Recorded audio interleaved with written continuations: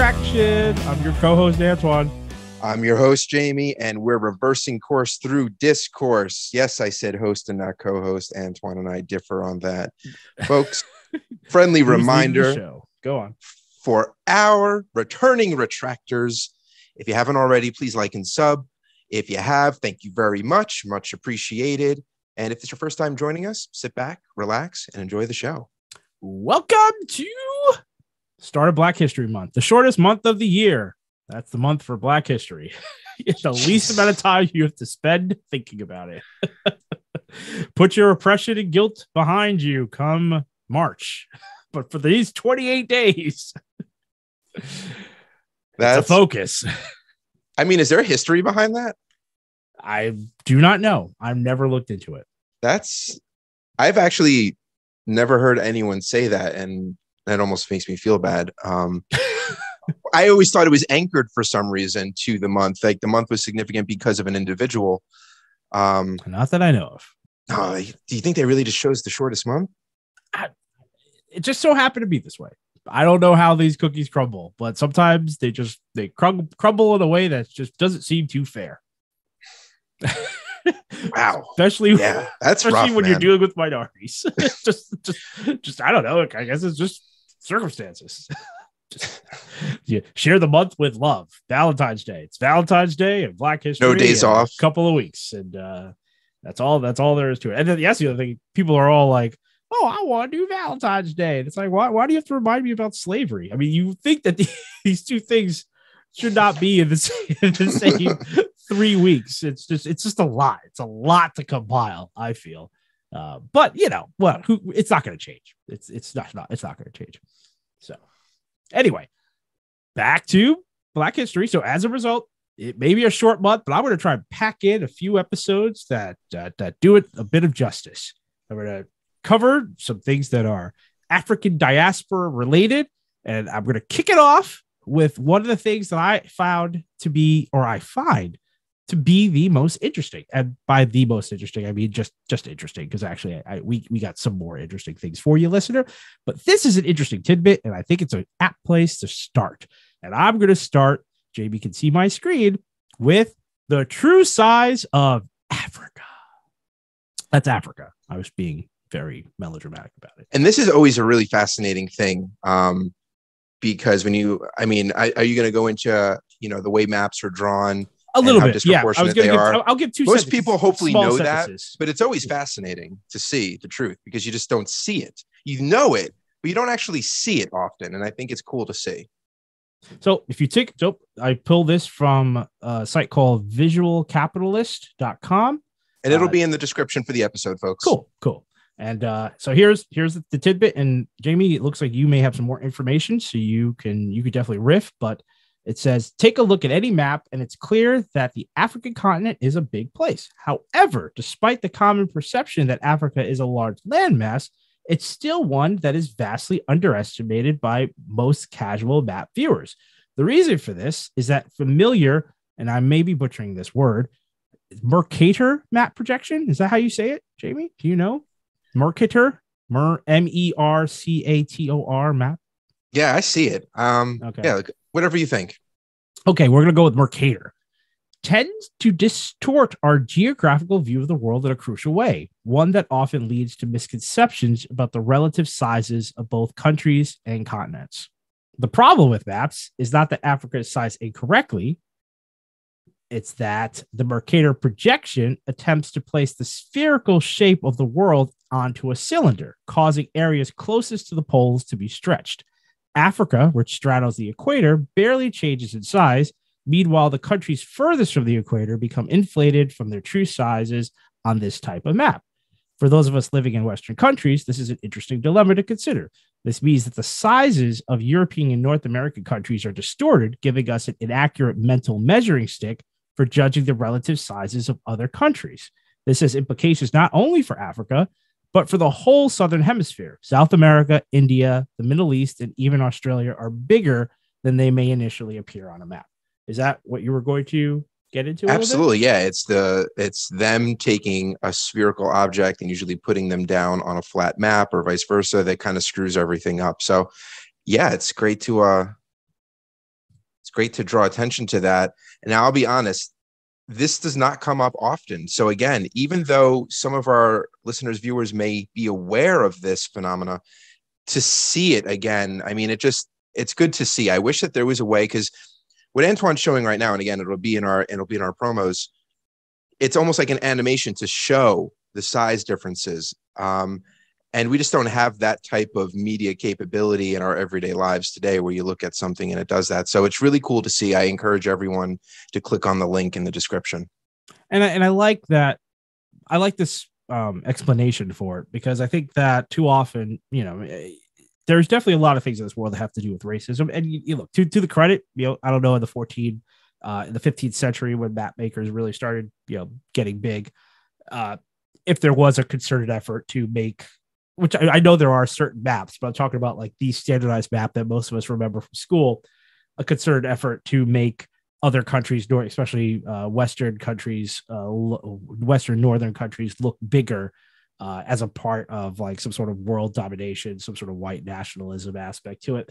There may be some aspect to it, but in general speaking, this is the official notation as to why this occurs. And it's about putting something that is normally supposed to be on a spherical object onto a flat surface. And this just happened to have been the result. So there's that aspect to it. Now back to what I think is even more fascinating, because here's the thing. It's one thing to just say, all right, Africa, it's a big continent, people. But I don't think, including myself, people understand just how big it really is. Because even if it is normalized on the map to a degree, because there's still some, what do you call it? Not offshooting, but there's still some manipulation that goes on in terms of looking at other countries just in order to get everything on the same space.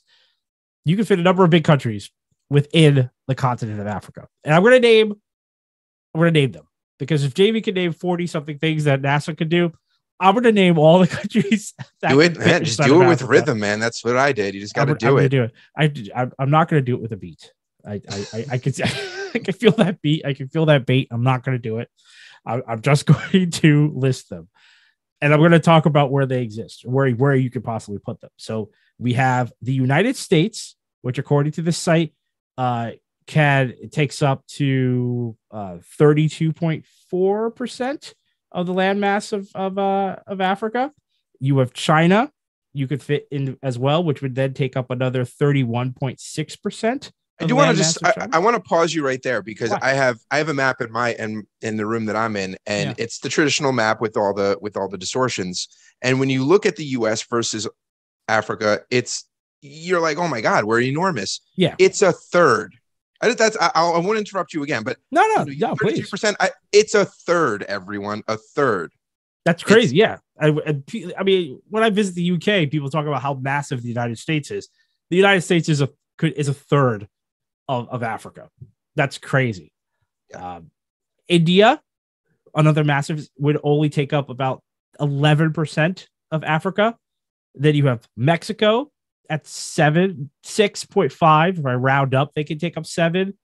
Peru, France, Spain, Papua New Guinea, Sweden, Japan, Germany, Norway, Italy, New Zealand, the United Kingdom, Nepal, Bangladesh, and Greece.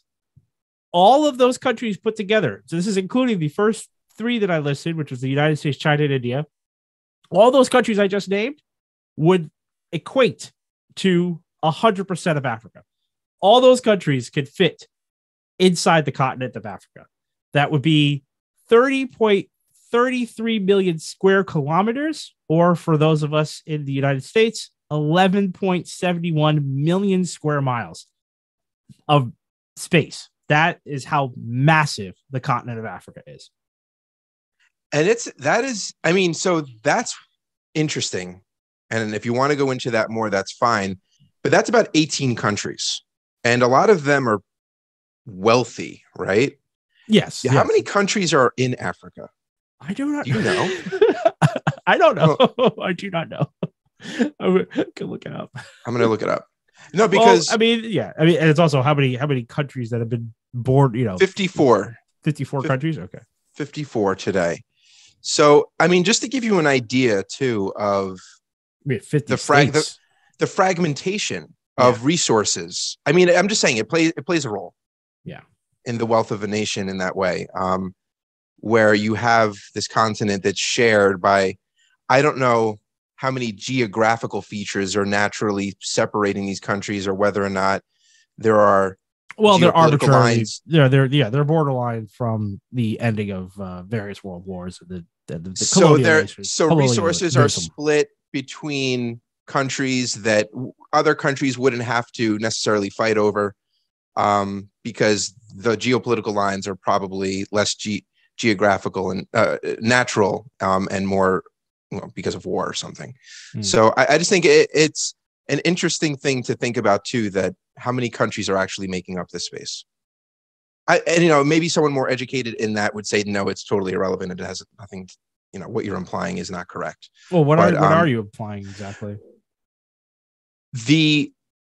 You're looking, because I'm trying to think of right now, besides Canada and Australia, you have most of the wealthy nations fitting in there. Oh, yes. In terms of, yes, that's correct. Yeah, because that's what this site chose to use in order to illustrate just how massive. So I guess fair enough. You could substitute others and put others in here. Maybe you'd knock out a couple of European ones and put Canada in there or something. Yeah, I guess not that I'm implying. It's a curiosity at this point. You have 18 countries in here versus the 54 that actually exist. Right.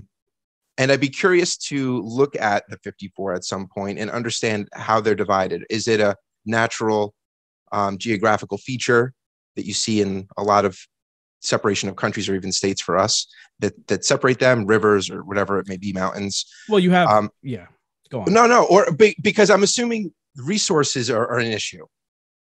And are you having only because they've been, because of the colonization? I mean, that's why resources become, and globalization, that's why resources become an issue. It's not necessarily has anything to do with the borders of the countries, as these aren't the natural borders of these countries to begin with. I mean, these are countries that were created based on. But that's kind of my point. Yeah, is that they're not. There's two. I don't want to. I'm asking of whether or not this is the way that the land would have been naturally carved up. If it would not have been. No. Because it seems like you're taking these countries that are wealthy and you're putting them in here. And I know that they're from different continents. But there's a lot more. There's 54 is way bigger than 18. Yeah. I really, I think it's the shock value, just to let people know how big the continent is. I don't think that it's, and also taking countries that most people who will be looking at this site would be familiar with. I think that's part of where they went with that, personally. That's I mean, most people know Spain. You have an idea of how big Germany is. You have an idea of how big you think France is. To know that it's just 1% of the continent of Africa, sort of would, it's like, wow, this is France. You on the map, France always looks huge in Europe. And so maybe this is a different way of putting it. The wealthier nations of the world tend to be larger, and the continents seem to have some share of those wealthy nations, whereas Africa is the continent itself that much bigger than any other continent, because it seems more fragmented in the amount of countries that there are, with a lack of large wealthy nations. I'm saying the reason it's so fragmented is because all these little areas were owned by the Dutch. Yeah, they all took little bites. They all took little bites, and that's what I mean. By taking those little bites, they fragmented it to a degree the country where they cannot prosper like other nations have been able to prosper. I'm probably taking a horrible way of getting my thoughts out of my head, because I'm just thinking about it on the spot. I think I see where you're going, but yes, that's exactly where you get the fragmentation. It makes it almost impossible in order to get a unified Africa as a result of it. Yes. And the history of violence and colonialism further fragment countries that may have had closer ties at one point or another. Absolutely. Yeah, that exactly. Like the fragmentation seems, I don't know if artificial is the right way, because it's the result of this colonialism, but clearly you have these wealthier nations that were able to coalesce at some point. And look, it took Europe until after the Second World War to actually unite and stop fighting each other. So I mean, it could happen one day, but it definitely the global north makes and there was support to do difficult to do it. They make exactly. There was support to do it. There wasn't a global north to stop. Yeah, to stop them. them. They were part of that institution. That's so correct. it's more of me seeing this again and sitting down with you and actually commenting on it, which is not really an opportunity I've had even when I've seen it in the past, where I see a lot of large wealthy nations, and then there's few of them, and I'm taken aback by the contrast of a lot of smaller nations that don't have that wealth, and I'm curious if there is something to do with that. Now, the colonialism, yes, and all of that, but I wonder if there's something inherent in being smaller and more numerous in a space where you have to share resources that aren't defined and separated and siloed by natural separation, right? Like where there's infighting and there's just all these factors against you. Yeah. If that's somehow suppressing you or oppressing you too. I don't know. Yeah, definitely. I would. Yeah. I mean, I think I see what you're saying. You're saying without the natural divide. Well, we talk about what is a natural divide. I mean, the Canada, the United States is not a natural divide. It's a divide based on the fact that Canada was still a British colony, well past when the 13th originals. But that's an interesting point, though. But those are two. But at the point when the colonies became countries, there were two entities to agree on one border. How many nations on this continent have that luxury of just negotiating with one other that has plenty of other resources and land, so they can agree on that in the first place? Yeah. Again, without manipulation from an outside entity. I mean, exactly. Without that, exactly. That's the key. On top of. Yeah, that's the key. The 13 colonies have never been the 13 colonies. The 13 colonies didn't come together out of some necessity of brotherhood. They very much operated independently after the war had ended. So it took a very long time of a lot of hard-nosed negotiating to actually create a united constitution. For that, even that alone took. I mean, that was an incredibly complicated affair just to get the constitution. Africa, I don't think has ever had space to breathe since slavery, to basically come to those conclusions and unite in that way. And I'm just saying it will take a long time if any parts of Africa did decide to become a united state. And there's just a lot of forces that manipulate and would not want that to happen. So basically, and I don't know if it's wrong to say, like, does the size of the nation matter in its ability to produce wealth? I think a size of a nation matters in its ability to defend itself. That's fair. That's I think that's why I thought you were kind of going. You were saying it's all of that, like whether to remain sovereign and all the things that go with that, right? That's what we're getting at. That's kind of what I was getting at. Like, you can't have 54 countries like that and not and I was I'm like afraid to say these things because I on the fly, at least. Yeah. You can't have all of, in my understanding, it's difficult to have all of those and then not have the big brother on your continent. Like, who is your local defender? Yeah. How do you have all of those, but still no big dude to say, no, outside world, back to F off. At least this is my playground and I own it. I hear what you're putting down. And I apologize how rough around the edges that thought was. It was a new, but it's important. I mean, you had to come to that to sometimes, look, these episodes aren't always smooth, people. Sometimes it takes us some time, but we'll get there in the end. We'll get there. And if we don't, that's why this is called Retraction. Yeah. Call me out. Yeah. Call us out on it. Because that's the whole point of the show. We're here to learn. We're here to share ideas and learn. So yeah. But anyway, I just thought that was a very interesting tidbit. I wanted to open up Black History Month with it.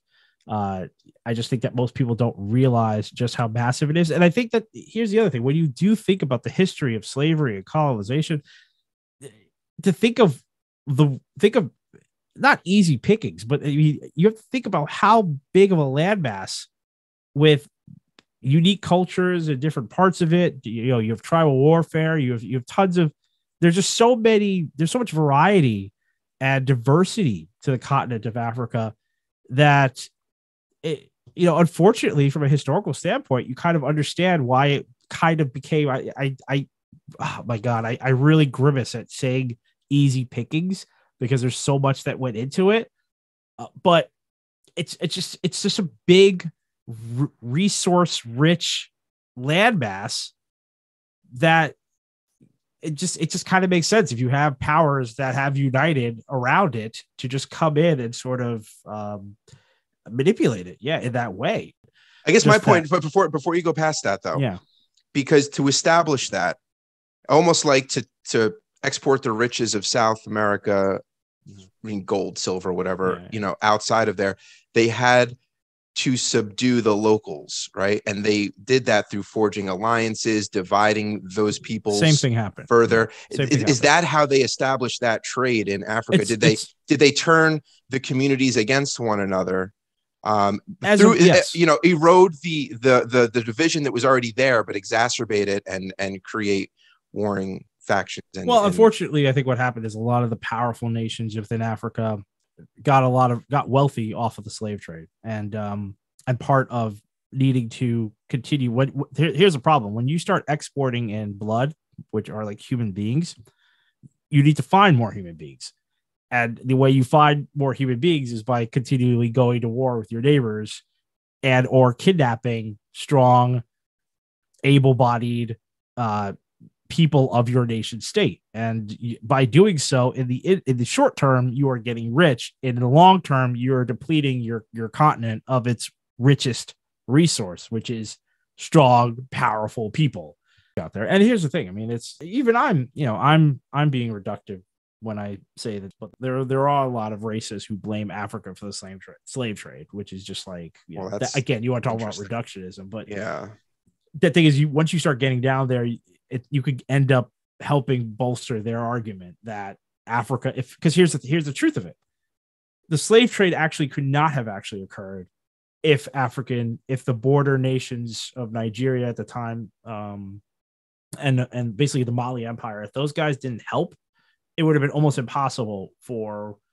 Europeans to capture enough slaves to maintain slavery. Yeah, but that's not the right way to look at it. And I know, but you can have this. That. You don't want to get into it too close to that. But you can't say it's not the fault of that's the victim. They weren't trying to establish that. The outside power was the idea that you could say, well, you let the thief in. You let the fox into the hen house. No, it's the fox. It's definitely the fox. I'm just pointing out there. That's why it's we can talk about it if we want, but I'm just saying that's where it gets a little touch and go. Because you can't be like, dude, you let them in. You opened the door. Well, it's more than just letting them in. But they were incentivized to. They were profiting from. Like I assume that's what you're getting at, right? That there was they made. Well, they were handing them over. They were helping.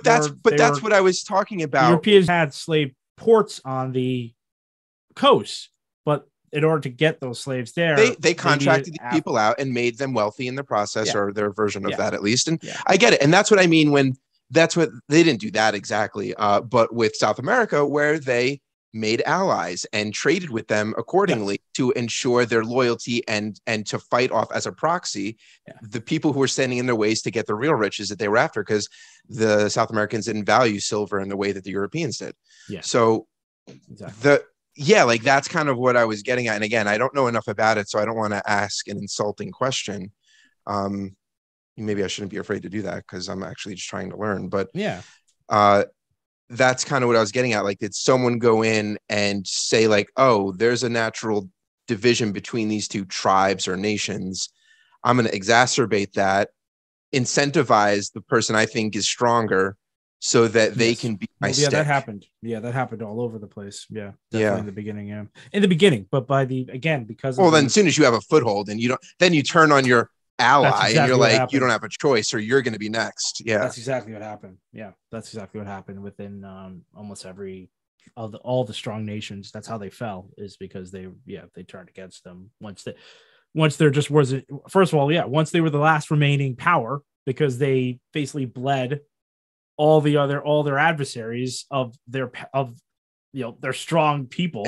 Their adversaries, potential allies. They should have been allies, exactly. Yeah. But you had, hindsight's 2020. By the time they realized what they had done, which is deplete their country of all its most powerful resource, which is your people, it's too late because you're the only ones left. So now that's why you have the great stories of like Shaka Zulu fighting off the British and things like that, is because those are the only ones left.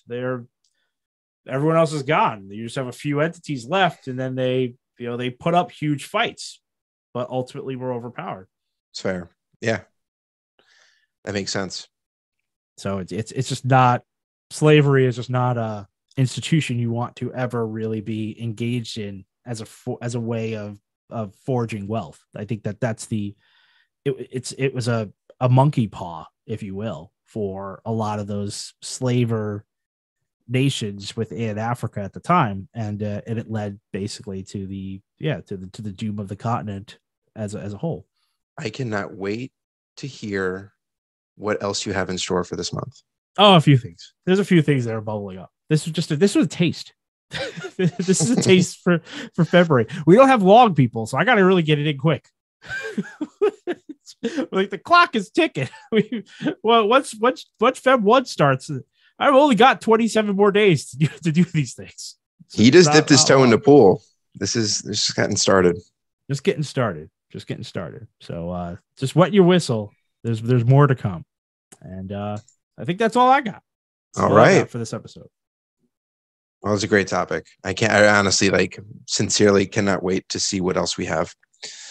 All right. So for those of you that are super jazzed up about what else we have in store for this month, don't forget, every week we have new episodes. So please subscribe, and enjoy the show. We're also on Twitter, and catch us on any podcast platform that you listen to. And with that, a retraction out.